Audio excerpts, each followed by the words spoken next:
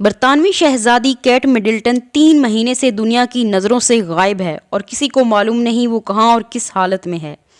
Kate کا پورا نام کیتھرین مڈلٹن ہے اور ملکہ الزبتھ کی موت کے بعد اس کا official title duchess of Cambridge سے پرنسس آف ویلز ہو چکا ہے۔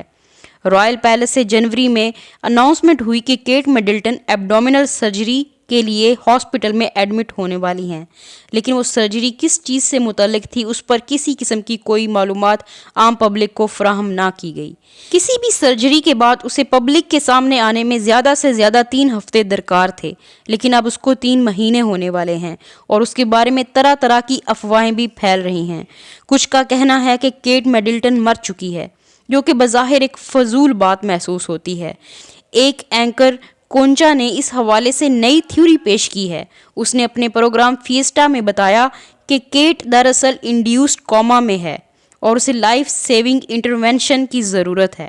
اس کا یہ بھی کہنا تھا کہ پہلی دفعہ کیٹ کو 28 دسمبر کو ہاسپٹلائز کیا گیا۔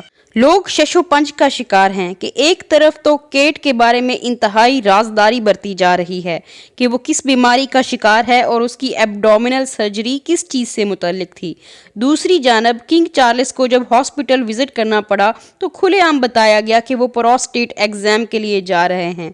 لوگوں کی تشویش میں اس وقت اضافہ ہوا جب 8 مارچ وومن ڈے پر کیٹ کی اپنے بچوں کے ساتھ ایک پرانی تصویر کو ایڈٹ کر کے دنیا کے سامنے نیا بنا کر پیش کیا گیا۔